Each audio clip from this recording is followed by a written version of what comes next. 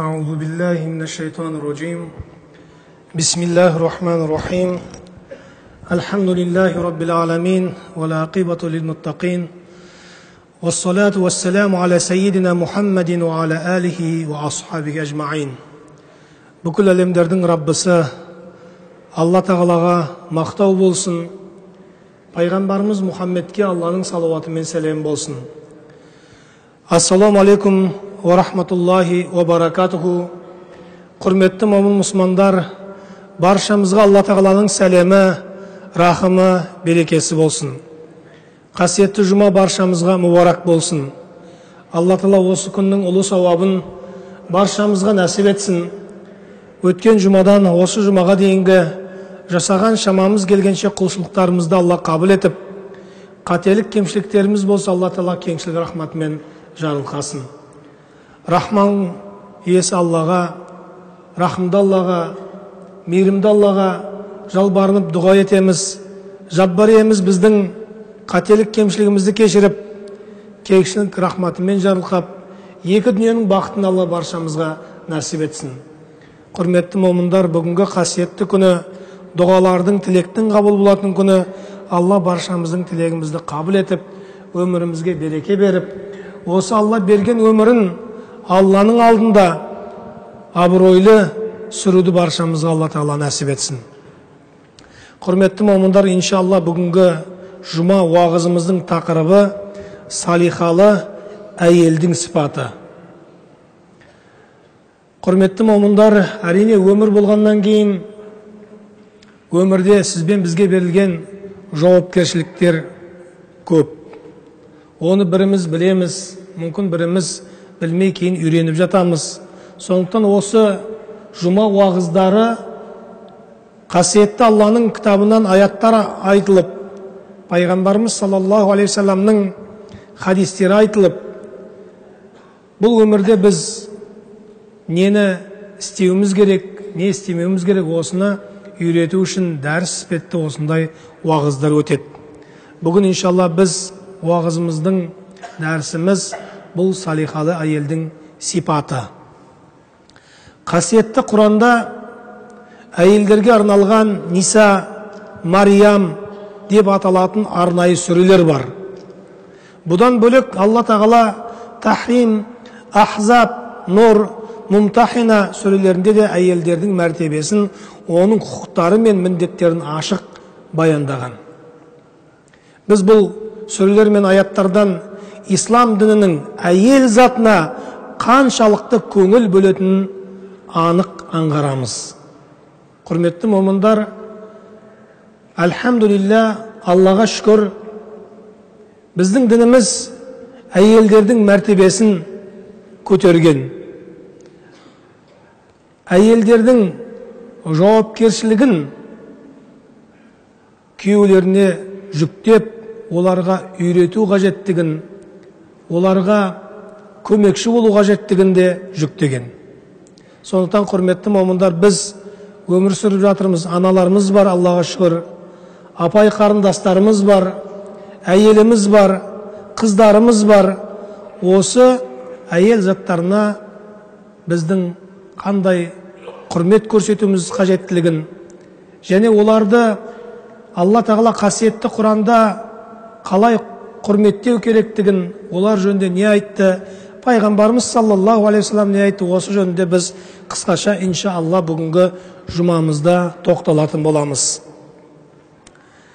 Қасиетті Құранда Алла субхана ва тағала иннал муслимина вал муслимат вал муъминина вал муъминат вал қанитина вал қанитат вал садиқина вал садиқат والصابرين والصابرات والخاشعين والخاشعات والمتصدقين والمتصدقات والصائمين والصائمات والحافظين فروجهم والحافظات والذاكرين الله كثيرا والذاكرات أعد الله لهم مغفرة وأجرا عظيما صدق الله العظيم.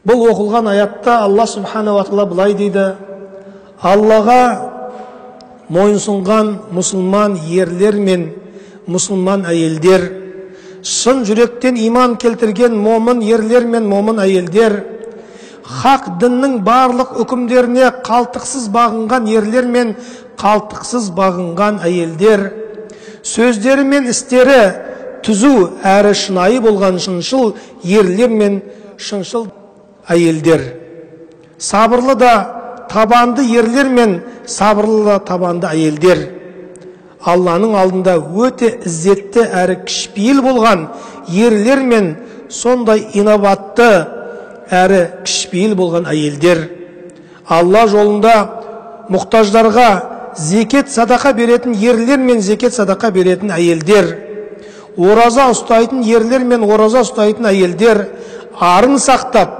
абыройларын күнәдан тыйған ерлер мен арын сақтап, абыройларын күнәдан тыйған әйелдер, сондай-ақ Алланы көп еске алатын ерлер мен Алланы көп еске алатын әйелдер бар ғой. Міне Алла осынау ізгі жандарға ерекше кешірім мен үлкен сияпат дайындап қойды деп Алла субханала тағала қасиетті Құранда баян етті. Құрметті момындар, жоғарыдағы аяттарда мұсылман ер әйелдер жөнінде, момын ер әйелдер жөнінде, намаз оқушы, ораза ұстаушы, зекет беруші ер әйелдер жөнінде Алла субханала тағала осы аятта баяндады. Салихалы әйел және оған қатысты сипаттарға тоқталатын болсақ, Абдулла ибн Амр, Алла оған разы болсын, риуаят еткен хадисте жақсы әйелдің мәртебесі жөнінде Алла елшісі саллаллаху алейхи вассалам былай деген жеткізді. Ан Абдулла бин Амрин анна Расулаллахи саллаллаху алейхи вассалам қал: Ад-дуния матаун, ва хайру мата'i ад-дуния ал-мар'ату ас-салиха. Бұл дүние өткінші бір ләззат қана. Ал дүниедегі өткінші ләззаттың ең қайырлысы салиқалы, жақсы әйел деп Пайғамбарымыз саллаллаху алейхи айтқан жеткізді. Имам Муслим риуаятында. Құрметті момындар, бұл өмірдің өзінде қайырлы, салиқалы әйелдер жөнінде мінекей Пайғамбарымыз саллаллаху алейхи вассалам айтып кетті. Имам Ал-Қуртуби бұл хадиске қатысты былай деген болатын: мұндай әйел өзіне және дініне қатысты әрдайым салиқалықты ұстанады. Ал осындай сипатқа ие әйел күйеуінің де жағдайын жақсартады деген екен. Құрметті момындар, салиқалы әйел деп Аллаға иман еткен, шыншыл, тақуа, Аллаға бойсұнған, күйеуін сыйлаған әйелді айтып тұр. Құрметті момындар, шында да біздің дәстүрімізге осы дін тәрбиесі, ислам тәрбиесі сіңіп кеткен, білесіздер. Әйелдер сондай кішіпейіл, қарапайым, күйеуін сыйлайтын, еркісін сыйлайтын әйелдер болды біздің қоғамда. Біз иншалла осы дәстүрімізге сіңген тәрбиені жаңғыртсақ, иншалла, онда біз көп жақсылыққа кенелеміз. Біздің елбасымыз рухани жаңғыруды айтты, білесіздер. Рухани жаңғыру деген біздің кезінде аналарымыз қандай болған? Олар не істеді? Күйеуіне қалай құрмет көрсетті?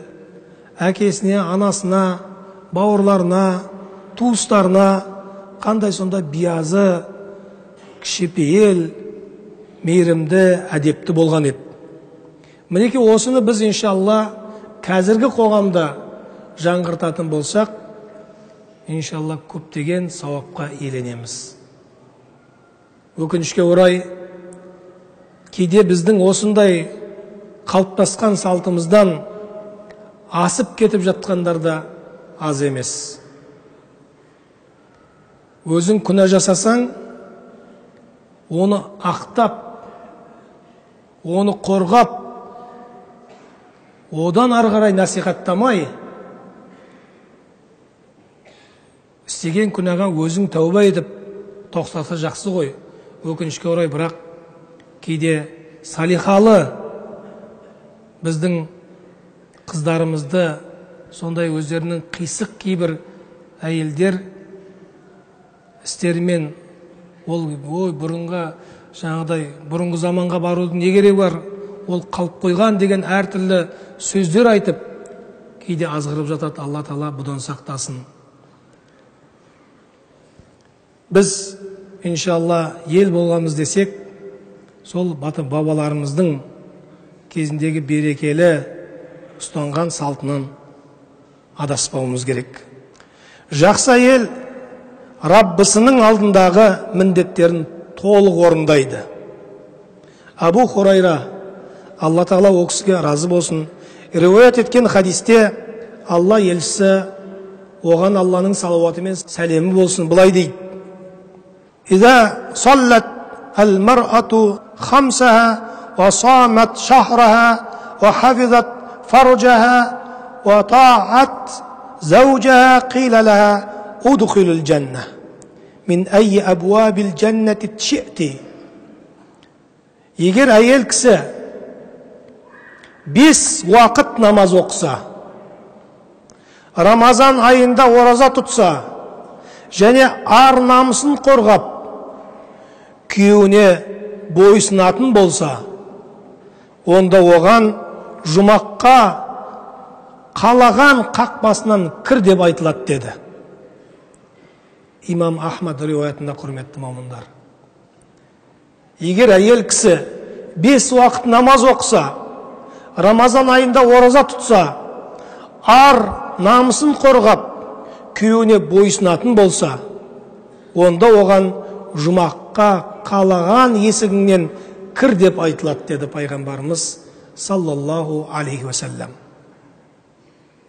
Осындай әйелдеріміздің көп болуын Алла Тағала нәсіп етсін.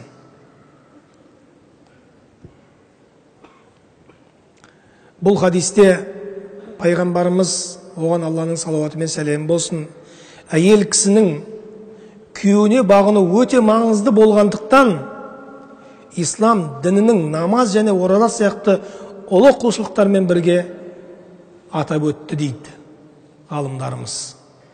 Құрметті момындар, күйеуге бағыну, күйеуін сыйлау маңызды болғандықтан, мінеке аяттарда, хадистерде бұл жөнінде көп айтылады. Құрметті момындар, Ниса сүресінің 34 аятында былай делінген: «Фассалихату қанитатун хафизатун лил ғайби бима хафизаллах». Ал ізгі әйелдер Аллаға толық мойынсұнғатын және ерлерінің алдындағы міндеттерін қалтықсыз орындайтын. Сондай-ақ Алла олардың құқығын қалай қорғаған болса, олар да дәл солай ерлері қастарында болмаған кезде де ерлерінің құқығын аяқ асты етпей, лайықты түрде сақтай білетін жандар, деді Алла субханала тағала қасиетті Құранда. Яғни ар ұяттарын, отбасылық сырларды, отбасына тән абырой мен ерлер тапқан мал дүниені қорғайды деді әйелдер. Құрметті момындар, әйел мен ерлер жөнінде аяттар келгенде бір-біріне киім мекендеген, киім деп мысалды келтірген жерлер бар. Бұны кейбір ғалымдар айтады, не себептен киім деді? Өйткені киім адамға ең жақын, ұятты жерін жасырып тұратын дүние. Сондықтан ер мен әйелді бір-біріне киім деп келтірді деп ғалымдар айтады. Ар ұяттарын қорғайды әйел ердің. Оның сырын ақтарып, ұрысып қалған кезде достарына, туыстарына төркінге барып, ол анау ет, мынау ет деп ашуға беріліп, сырдың бәрін ақтарып тастамайды жақсы әйелдер. Отбасылық сырларды сақтайды. Отбасына тән аура мен ерінің тапқан мал дүниесін қорғайды. Кейде қоғамда болып жатады. Ер кісілер әйелдеріне сенбейді. Дүниесін беріп қойса, ол қарамайды, дүниенің барлығын жұмсап тастайды. Құрметті момындар, мінекей ер мен әйел бір-біріне сену керектігі, бір-бірін қорғау керектігі, ар намысын, мал дүниесін қорғау керектігі жөнінде мінекей Алла Тағала қасиетті Құранда айтып жатыр.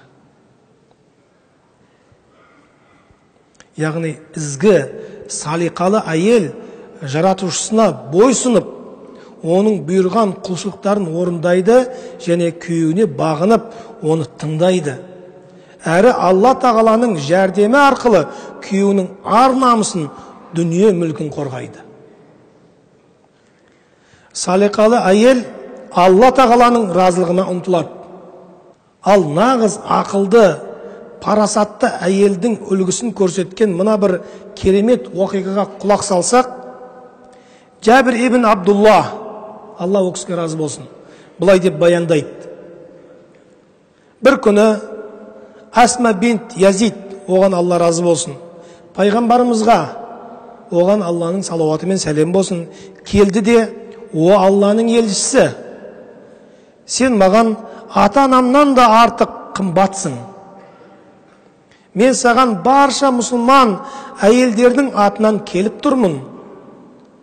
Анығында сен еркектерге де, әйелдерге де ортақ болып жіберілген Алланың елшісін. Бізді мазалайтын бір нәрсе бар. Біздің, яғни әйелдердің көп уақыты үйде өтеді. Біз күйеуіміздің разылығын іздейміз. Бала сүйіп, ұрпақ жалғастырамыз. Ошағымыздың түтінін түтетіп, күйеуіміздің дүние мүлкіне бас көз боламыз. Соған қарамастан біз жасай алмайтын кейбір амалдарды еркектер жасайтындығы үшін олардың Алладан алатын сауаптары бізден асып кетеді. Олар күнделікті 5 уақыт намаздан бөлек жұма намаздарына қатысады. Науқастардың көңілін сұрап барады. Жаназа намаздарына қатысады. Қажылық парыздарын өтеп, құрбан шалады. Олар сондай сауабы мол амалдарды жасап жатқанда біз үйде қаламыз. Олардың бала шағасына қарап, киімдерін тігеміз. Біз осы үшін олардың алып жатқан қыруар сауаптарының бір үлгісін болса да ала аламыз ба деп сұрайды. Бұл сұрақты естіген пайғамбарымыз, оған Алланың салауаты мен сәлем болсын, сахабаларына қарап, сендер бұдан артық сұрақ қойған әйелді бұрын соңды көріп пе едіңдер дейді. Сахабалар, о Алланың елшісі, әйел адам осындай сұрақ қояды деп ешқашан ойламап едік дейді.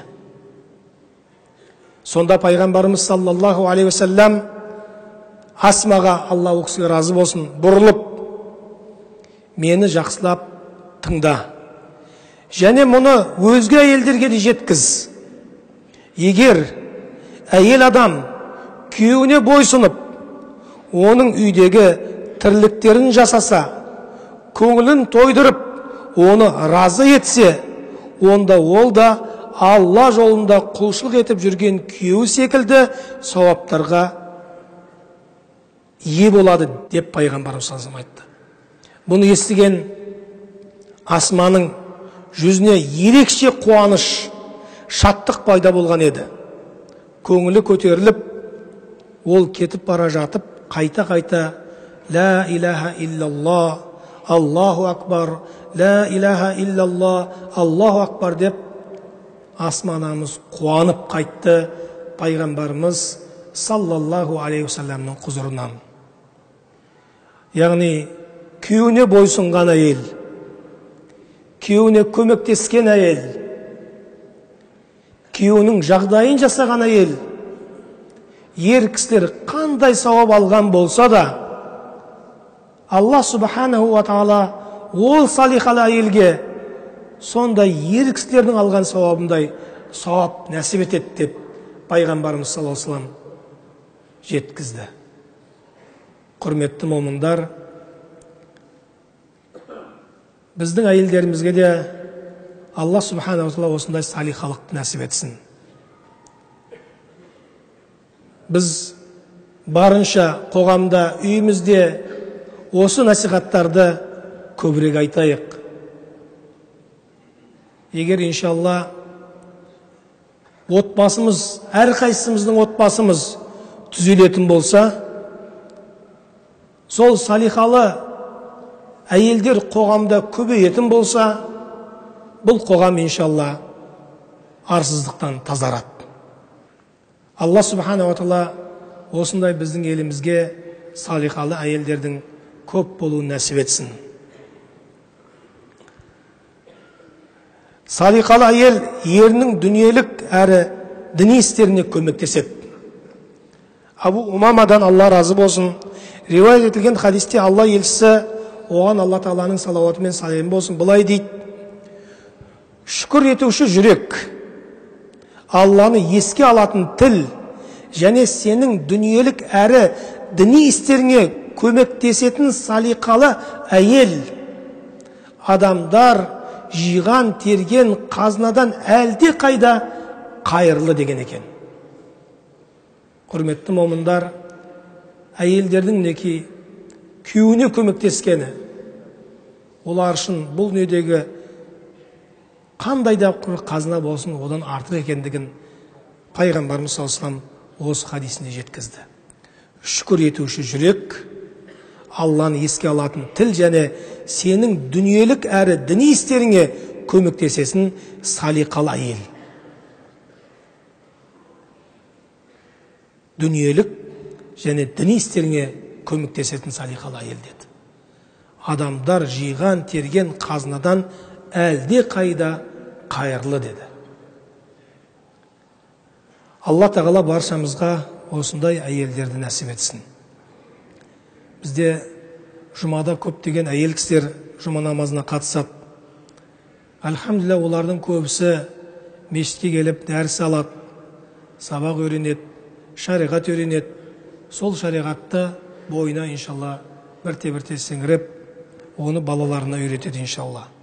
Аллаға тәубе, әуелі Алла екіншімдегі тәуелсіздігіміздің арқасында осындай мешіттеріміз көбейіп, әрбір мешіттің жанында осындай уағыз насихаттар айтылып, дәрістер жүріп жатыр. Иншалла осы жақсы істер көбейсе, Алла қаласа бірте-бірте біздің иншалла барша қоғамымызда өмір сүріп жатқан шаңырақтарға бұл берекелі іс кіріп, қоғамымызда иншалла үлкен береке болады. Алла Тағала соны баршамызға нәсіп етсін. Құрметті момындар, адам болғасын адамның қателігі көп болады. Бірақ Алла мейірімді, Алла кешірімді. Шынайы ықыласымызбенен Алладан кешірім сұрасақ, Алла баршамызды кешіреді.